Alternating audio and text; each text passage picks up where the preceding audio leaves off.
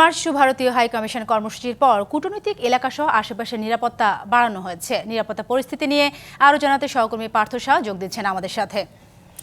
পার্থ, জানতে চাইব জুলাই ঐক্য ডাকা এই কর্মসূচিকে ঘিরে রাজধানীর বিভিন্ন এলাকায় তো নিরাপত্তা বাড়ানো হয়েছে। আপনার কাছ থেকে জানতে চাইব এই কর্মসূচি নিয়ে কী কী তথ্য আছে।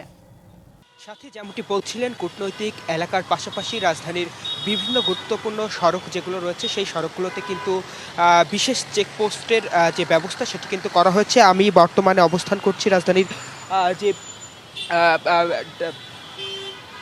পুলিশ প্লাজাটি রয়েছে, পুলিশ প্লাজার ঠিক সামনে এই জায়গাটিতেও কিন্তু পুলিশের যে চেকপোস্ট সেটি কিন্তু বসানো হয়েছে। এই সড়কটি দিয়ে যারা যাতায়াত করছেন তাদেরকে পর্যবেক্ষণ করা হচ্ছে, যেহেতু জানেন সামনে ত্রয়োদশ জাতীয় সংসদ নির্বাচন।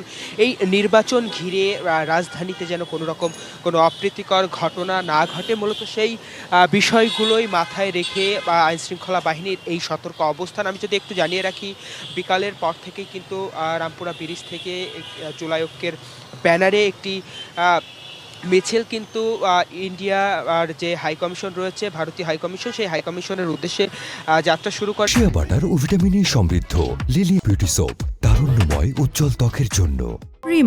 তারপরে আমরা দেখেছি হাই কমিশনের আশেপাশের যে এলাকাটি রয়েছে সেই এলাকাতে আইন শৃঙ্খলা বাহিনীর সতর্ক অবস্থান। এক কথায় বলা চলে আইন শৃঙ্খলা বাহিনীর যে চাদর, অর্থাৎ নিরাপত্তার চাদরে কিন্তু পুরো এলাকাটি মুড়িয়ে রাখা হয়েছিল। ঠিক একই রকম পরিস্থিতি কিন্তু আমরা দেখতে পাচ্ছি রাজধানীর বেশ কয়েকটি গুরুত্বপূর্ণ সড়কে। অতিরিক্ত চেকপোস্ট, পুলিশ মোতায়েন সহ আইন শৃঙ্খলা বাহিনীর যে সতর্ক অবস্থান সেটি কিন্তু আসলে চোখে পড়ছে। এবং পুলিশ প্লাজার সামনের যে সড়কটি সেই সড়কেও অতিরিক্ত চেকপোস্ট বসানো হয়েছে এবং পুলিশ এবং প্রশাসনের যারা রয়েছেন এখানে দায়িত্বে, তাদের সঙ্গে আমরা কথা বলেছি। তারা বলছেন যেন কোনো রকম অপ্রীতিকর ঘটনা না ঘটে, অনাকাঙ্ক্ষিত ঘটনা না ঘটে, সেটিই মূলত তারা নজরদারি করছে। সাথী, এই ছিল পুলিশ প্লাজা থেকে আমার কাছে বর্তমানে সর্বশেষ।